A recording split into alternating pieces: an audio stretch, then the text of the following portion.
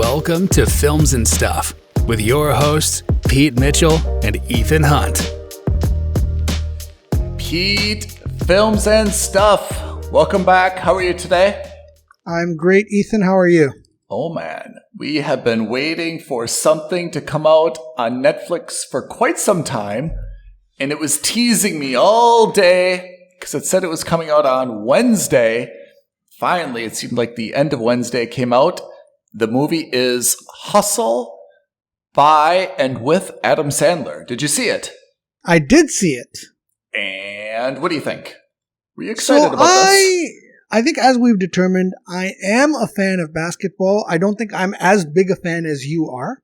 And I was looking forward to it because in general, I'm a sucker for a good sports movie. Oh, yeah. I like sports movies because typically speaking, they have a formula. And, they're designed to be feel-good stories overall. And this is not a true story. But at the same time, it's because of the liberal use of the NBA and because, they've got actual NBA players in there. I think it's quite nice. And there are a lot of cameos.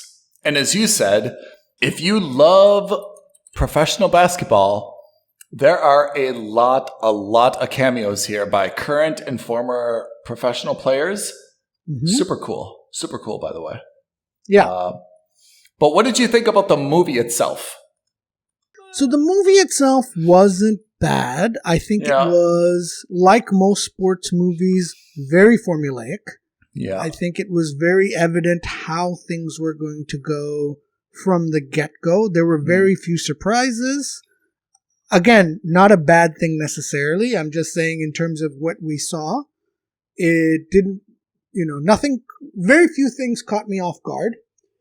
The quick synopsis is that Adam Sandler plays a scout for the Philadelphia 76ers. Stanley Sugarman. Yeah. Yeah. What a name. And he was a college basketball player that got injured, and because of that injury wasn't able to make it to the NBA, but he was supposedly very good, loves basketball, and has been with the organization for a very long time as a scout, and is widely considered as an excellent scout. Mm-hmm. He's tired of being on the road all the time. He's, a very good basketball mind, and the owner of the team, Robert Duvall, says, "Okay, you know what? I should have done this earlier, but I'm going to give you your own office. I'm going to make you an assistant coach." Mm-hmm. Which is something that he's always wanted to do, right? Because he wanted to stay in the NBA. He wanted to be a part of the NBA, and he wanted to be on the bench. He wanted to actually be a coach and, have some room for growth, which you don't necessarily get as a scout. So he becomes the coach, and then almost immediately after becoming the coach, the owner passes away, and the team is handed down to his two children, one of whom he gets along with very well, but she stays on the board, and so takes a step back. And the son, played by Ben Foster, who always plays a bad guy, and he's very good at that.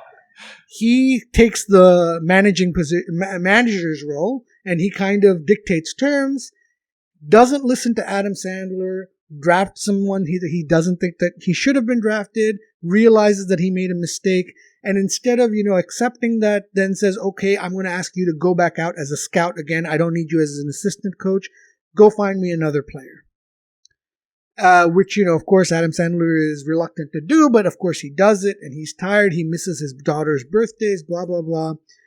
He finds a player in Barcelona, gets the player who's a construction worker, convinces him to come out and try out for the team and to try out for the NBA in general, comes to Philadelphia, doesn't have a great audition against other, I guess they're supposed to be college players going into the draft as well. Doesn't really have a good tryout, gets humiliated, but Adam, of course, still believes in this player, and in a fit of rage, because, the owner, the kid, Ben Foster, at the 76ers kind of berates him about that, and so he quits. He quits as the scouting guy and says, fine, I'm going to be this guy's manager. I'm going to take care of him, and I'm going to prove you all wrong. Cue training montage. He gets him into shape. He has another tryout at the combine. He fails at the combine, the kid. He collapses under the pressure. And then, last second tryout again, and he beats everyone's expectations. He overcomes his hurdles. He kicks ass. And then he gets drafted by the Celtics or the Timberwolves. I can't remember. Boston Celtics. Yep. Yeah, by the Celtics. And he realizes that he's got a great player. And then the owner's daughter decides that, the brother has really fudged things up. So she's going to take a more leading role. And her brother takes a step back. And she hires him to be a coach, the assistant coach again. Sounds a lot like the Lakers when Dr. Jerry Buss passed away, huh? Yeah, actually, not too dissimilar, right? Right? Kind of the son who has his own, abrasive ways and alienates a bunch of people, and then the daughter steps in and she's got a much better way of dealing with people, right? Yeah. Curious. So I think you made a comment to me that really resonated, which is this is a great basketball movie. The basketball scenes are obviously very, very good because they're real basketball players. I mean, the training montages. Yeah. Playing for the Suns, right? He is Timberwolves? So he was traded from the Celtics, oddly enough, this year, 2022.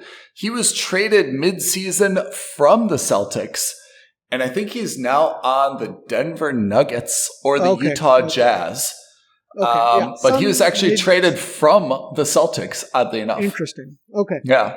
But I think you were right, which is the basketball training montages are exceptional. The shooting, the dunking, the passing, the defense, it's really, really good. The plot is pretty generic. And to be honest, it could apply to almost any sport. We've seen this with $1 Million Arm, cricket, baseball. I'm sure there's a soccer, British football movie out there. There's countless baseball movies like this, right? Yeah. It is your stereotypical rags to riches tale of a diamond sports in the guy. rough. Yeah, exactly. Found. Exactly. And so I have to say the plot is pretty weak, but the basketball and the cameos is probably what keeps you interested in this movie. So if you really like the NBA players and if you really like kind of like looking and identifying who's who, I mean, there's so many very, very subtle I guess cameos that's pretty cool to me. But again, just in terms of the plot was a little bit annoying because I think they could have made it a much stronger plot. And one of the things you and I identified at the beginning was this guy didn't have to be Adam Sandler's in Spain and he just happens to walk into a pickup game and sees this amazing guy, right? Who's a construction worker playing in his construction boots. It didn't have to be that way, right? It could have been a little bit different that he was, I was thinking either like a refugee / immigrant who is from a different national team who made his way to Spain. He could have been someone who was, previously on the Spanish team and didn't make it for whatever reason. He had to go and support his parents or, take care of his daughter after the mother died or something. There could have been a lot of different ways to play it other than just the 6'9" guy who's amazing at basketball just happened to be there, on the courts at midnight playing basketball. I agree with you on that. And I think the other way they could have gone with this, and I was hoping that they would go with this, was to subvert expectations because, again, and we're going to say it again and again, but this is not a new story by any means, right? Yeah. We've all seen this. And even if we haven't seen this, it's very easy to predict what's going to happen. Yeah. You're never going to have a sports movie end where your main protagonist fails. Yeah. And even if he fails, he does, in movies where they fail, he still kind of succeeds, right? There's always some kind of redemption arc. And in this case, there was no way he wasn't going to be in the NBA by the end of this movie. I think we could all see that coming. Yeah. So I think there would have been, there would have been ways of making this story a little bit more interesting, is by adding that, we talk about adding a third dimension to movies, right? Which is to make things a little deeper. And in this case, you've got the sad sack Adam Sandler, who's tired of being this scout who wants to be an assistant coach. That's fine, but that also is very predictable. So one of the things I had talked to Ethan, I had mentioned to him when we both saw it, was, the movie's called Hustle, and obviously that alludes to the fact that you got to hustle, as in you got to move fast on the basketball court if you want to succeed, right? That's the old adage, is always you got to be hustling. Got to hustle. But the other facet to hustle is that, in the real world, when we talk about hustling, it's usually like, oh, well, we've got a side hustle. As in, we're trying to make money somewhere else. Or hustling as in like you're two-timing someone, or you're fooling someone, or you're conning someone. So, and we've seen Adam Sandler do such a good job of this in Uncut Gems, where he literally was hustling, right? Yeah. He's hustling as this diamond dealer or this gems dealer. So why didn't we see another element to Adam Sandler's character where he's not just this sad sack who's spending his own money to promote his this basketball player, but what if he's out of cash? Or what if he's a gambler? Or what if, he owes money to the mall? Point shaving. You're from Philadelphia. You know all about point shaving. Yeah. So, yeah. What if there's some third dimension or element, which is, like, how, let's exploit the word hustle. Let's look at something else. This guy is trying to make something happen. He was this collegiate star that's become a failure. How do we, and now he's got a chip on his shoulder, so he's been trying to prove everyone wrong ever since. This was too, I don't want to say boring, because again, as a basketball movie, probably one of the best. It's some amazing. of the best action sequences you've seen in a basketball. Some of the most realistic depictions of basketball. The training, I agree. The training was excellent. The pickup game in Spain was excellent. All of it, very good. But as a movie overall, very meh. Yeah. Very meh. I mean, because, you said something which is true. We knew how this is going to end because, first of all, there's an airport scene, which I think there should be a law. No more airport scenes. Yeah. I mean, I'm sure they did that once on the catwalk a long time ago, and that airport scene was funny and emotional. They're not anymore, especially because airports are really complicated now with security. There's no more of this. Yeah. So, and second, if you really think about it, if the guy came to the States and had, let's say he went to the NBA Combine, I mean, that's not the end of the options that he had. He could have gone to the developmental league. He could have gone professionally and played in Spain, right? Barcelona has a team. And how many very teams? Good one at that. Spain So has got an excellent basketball league. It's not like, now I've got to pay my own flight home and I have to go back to construction. It's like he obviously proved he's a very good basketball player. Maybe not an NBA player, but at least good enough that he could have made a living somehow playing basketball. It wasn't like construction or NBA. Those weren't the only two binary options, right? So I think it would have been more interesting, again, if there would have been something where, he was, let's say he was in the NBA or he was in the developmental league, and let's say that, he had some debt or something, and some, you said it's hustle, some mob guys or bookies got into him and they're like, look, we need this game. No matter what, when you go in, we cannot win by more than 4. We can't lose by more than X. You've got to shave points. And that showed the emotional complexity, and he would have had all this stress. He had to play good enough to keep his job, but at the same time, he had to kind of miss some free throws or shots so that, he could pay off his debt. That would have been a very, very good movie, right? it would have been super tense. And then, of Yes. course, because it's a basketball movie, and of Yes. course, because it's a Hollywood movie, Yeah. you don't want to see him win on Yes. that basis, right? Yeah. So he gets caught. Yes. And he gets arrested or Yes. something like that.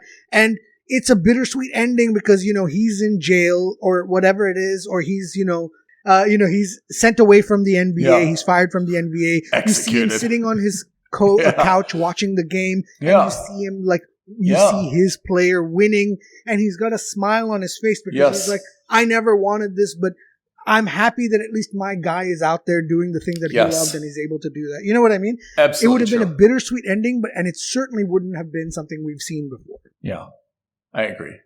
I think that's where this is a little bit disappointing to me, because when I saw the initial trailers, I thought this was going to be exceptional, and I thought it was going to be, I guess I thought it was going to be a little bit more of an underdog story. And it wasn't really an underdog story. We knew the entire time the guy was immensely talented. He went up, in this initial, draft combine against some of the best players, including the player that they said was going to be drafted number 2, perhaps.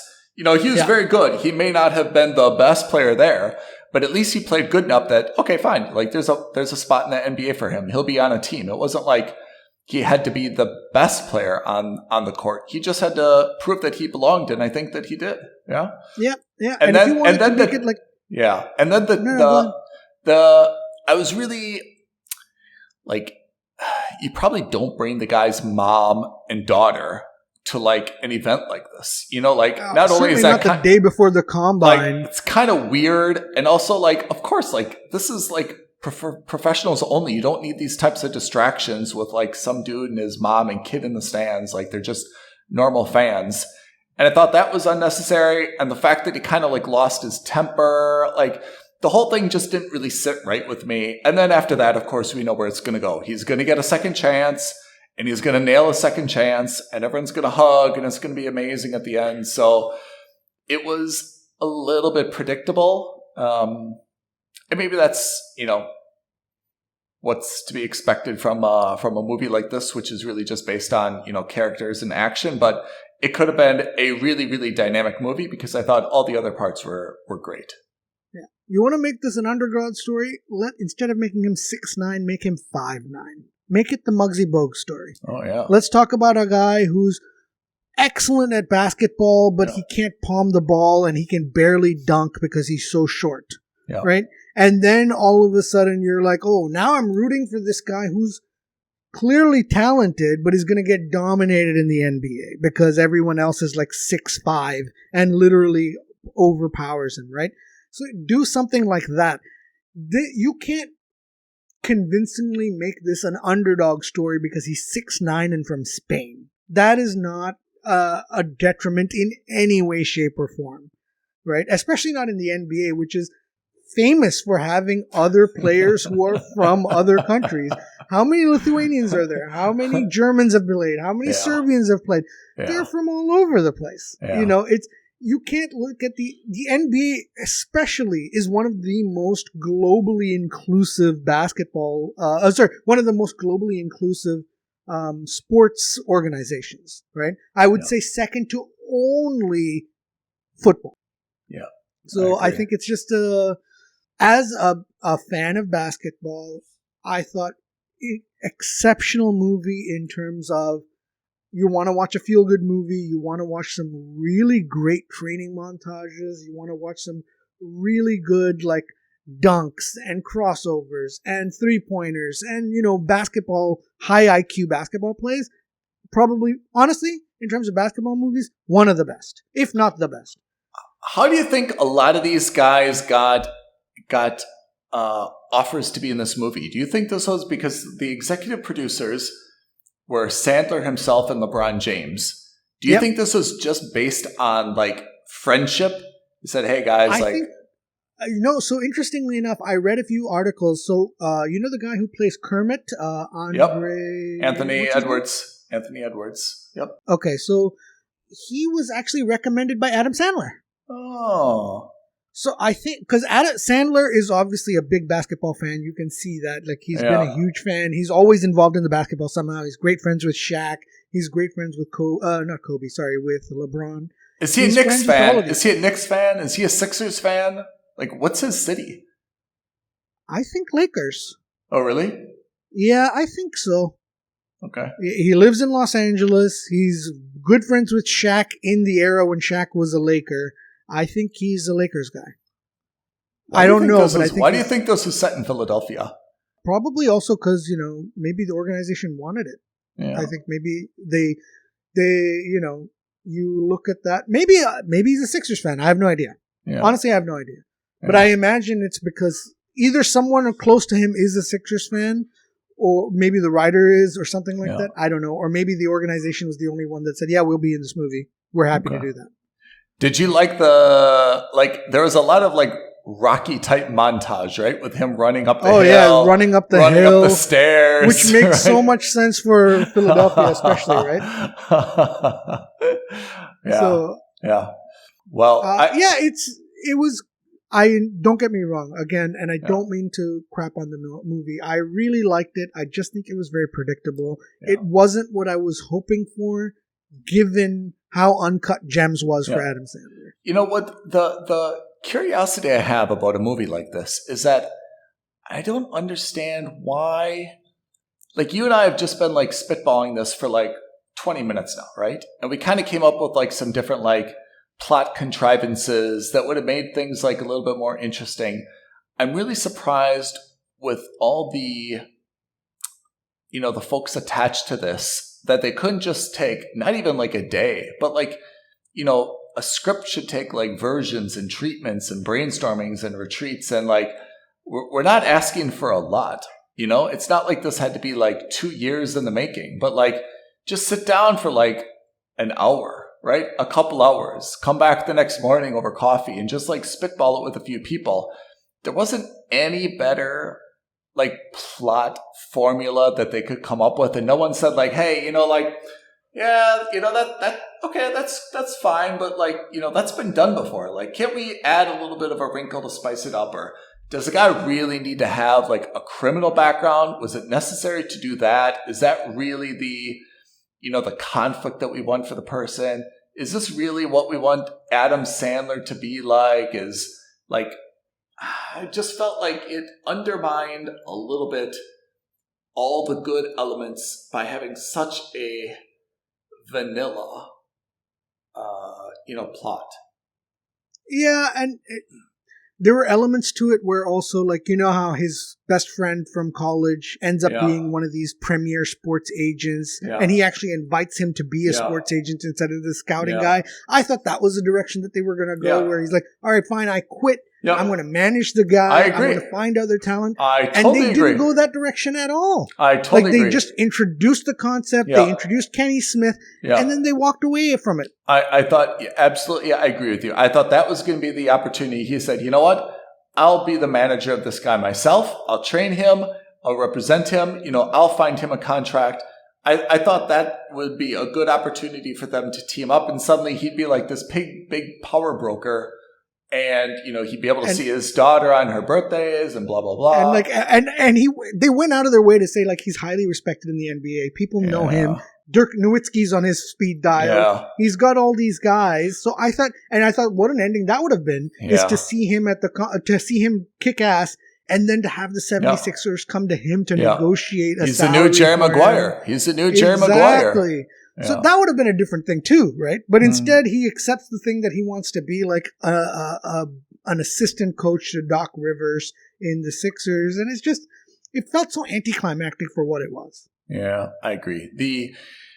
I didn't like the arrest record. I didn't like the airport scene, and I didn't like how they just kind of made the initial tryout and then kind of the combine seem like this kind of make or break. Either he goes to the NBA or he doesn't.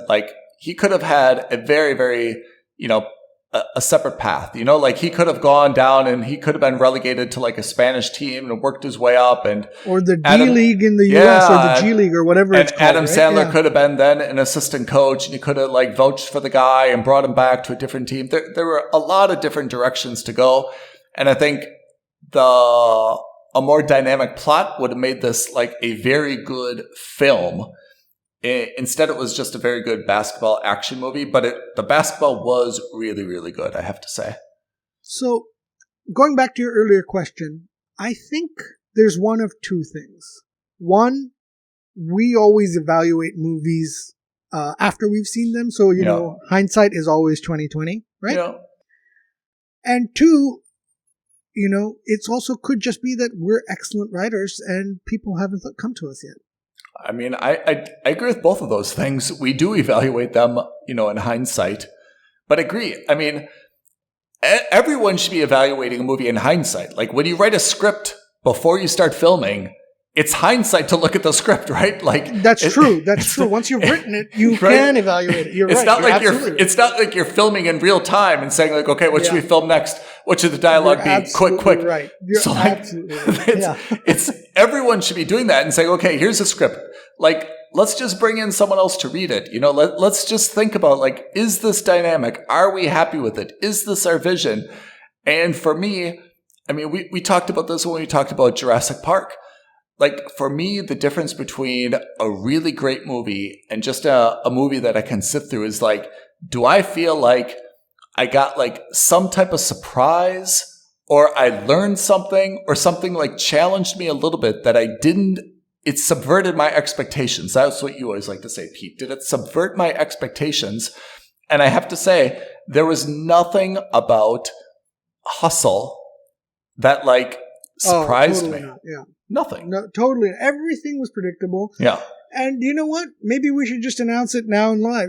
If any of you are making a movie, we will gladly, Films and Stuff will offer its consulting services to you right now to make your movie better. If you're worried that it's not good enough, we will critique the ever-loving heck out of it. And we'll give you a hoodie so that we all have matching hoodies while we're brainstorming on it. Yeah. But you know what? You know what this feels like? I don't know about you. I think I've mentioned this before. You know, my mom and sisters love these Hallmark movies that you see, especially around Christmas and New Year's. And these movies, the plot is so obvious from the beginning. You know exactly what's going to happen. Yeah. Exactly what's going to happen, right? But still people watch them because they want to see it happen. But for me, like, you can walk out of the room, you can get popcorn, you can take a phone call, you can do whatever, come back. Oh, this is what happened? Okay, well, I know what I missed, right? And that's what frustrates me about a movie. I want a movie where I'm afraid to leave, because if I leave, there's going to be a reveal or a twist or something that I did not see coming. That's going to change the dynamic of everything. Yeah. Yes. Yeah. And that's what I love. That's the thing, right? If you want to make that movie, because you're, you know, to your sisters and your mom's credit, there are times where you want to just brainlessly watch a movie where you can kind of see things coming because it's a feel-good thing and you just feel like you want to watch that. That's fine. But in that case, do you really need to spend millions and millions and millions of dollars perfecting this beautiful art of basketball on this movie? Like, go the extra length, right? Go the extra mile. Make a movie that's equally as good as the level of basketball that you're showing in this movie. Pete, I want to give you a gift. My gift to you is the following recommendation for a show that I found. And it has completely surprised me in terms of how good it is. I thought it was going to be super miserable, and I just started it on a whim. It's The Flight Attendant on HBO Plus. Oh, man. So I have heard of it because it stars Kaylee Cuoco, but I never saw it because I just saw the poster or it looks picture, terrible. And I was just like, forget about it. I'm not interested. If you would have asked me before I watched it, what I would have expected, let's not use our scale. Let's use like a 1 to 10. I would have been like 3. Pretty basic stuff. I have to say, it is very close to exceptional. I'm not sure if I want to use the word exceptional. It is really, really close to being exceptional. It's what genre? It's a drama? It's a comedy? It's a mystery? I would say it's a mystery drama. It's a mystery Okay. drama. Shall because the thing I is- give kind of like the premise? I don't know if I should. Well, let me. Why watch the don't first you couple watch episodes. episode 1 and then we'll do like a podcast on it because you'll get the premise after the first one. I don't want to give away kind of like the big episode 1 reveal because that'll be fun for you to see. But after that, then the whole all the other episodes are based on what happened in that episode 1. And I have to say, I'm really surprised by it. I saw the not even the trailer. I literally saw a picture of it. I saw Kaylee Cuoco on that picture, on the poster. She's wearing a flight attendant's uniform. And I was just like, well, okay, I know Kaylee Cuoco from The Big Bang Theory, from How I Met Your Mother, or not How I Met Your Mother, 10 Rules About Dating My Daughter, something like that. So I was like, oh, this is just going to be another cheap, cheesy sitcom. And I'm not in the mood to see a sitcom. So I, then and there, and I will say I judged a book by its cover or a show by its poster, and I called it. I was like, I'll watch it one day maybe, or maybe if I'm on a long flight and there's nothing else to watch, I'll see it. But you know what, Pete? I don't hold that against you though, because when you create all this theme about like don't judge a book by its cover, it's what's inside that counts. Fine. If you've got a long time to get to evaluate something, when you're looking at a movie or a TV show, the only thing you judge usually is the cover. Knowing that when you create the cover, you should really create an amazing cover, right? That's on the cover artist. I agree. Okay, so let's take a quick detour back to Hustle. Reality. Hustle. Again, It's a excellent mooch. basketball For movie. me, it's a mooch. Very generic storyline, and I agree. I think it's a mooch. If you don't have Netflix, I think, borrow someone's password, watch it. If you have Netflix, don't prioritize it, but certainly put it on. You'll see some of the better depictions of basketball on film that you've ever seen. I think that's the important caveat, though. If you're going to watch this with your girlfriend, she's not going to enjoy the movie, or she's just going to enjoy looking at dudes without their shirts on. That's also unless she's also a basketball fanatic. Yeah, unless you're really, really a basketball fan and you really like watching like training exercises, because some of the ball handling they do, the shooting they do, it's very, very impressive. But if that's not your thing, you're really not going to enjoy this film, I think. I agree.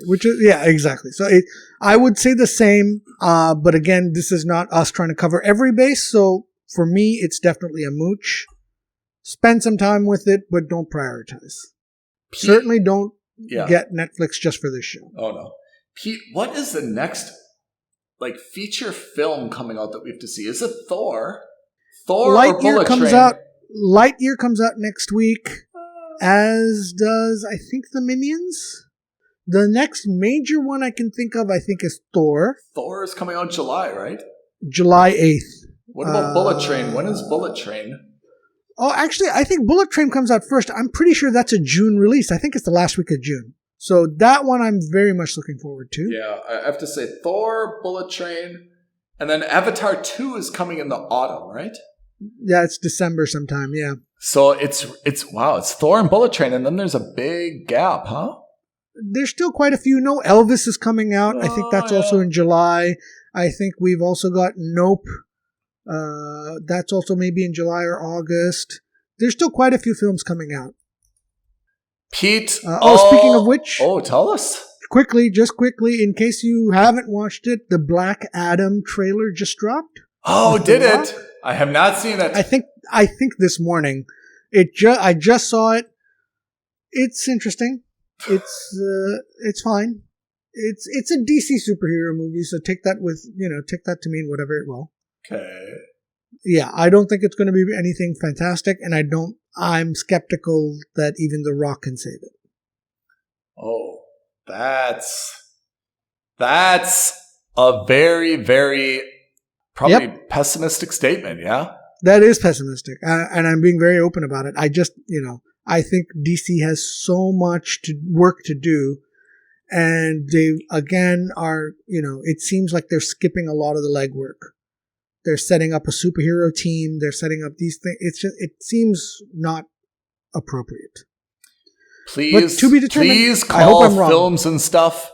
Email us. We are more than happy to help straighten out this universe that seems to be collapsing upon Walter itself. Hamada, if you're listening at Warner Brothers, please give us a call. We're happy to help. I'm not a fan of the DC universe as it stands. We can figure things out. Things are falling apart. Things are not looking good for the stars of your Justice League universe. So I think you need to do a hard reset and kind of boot everybody out.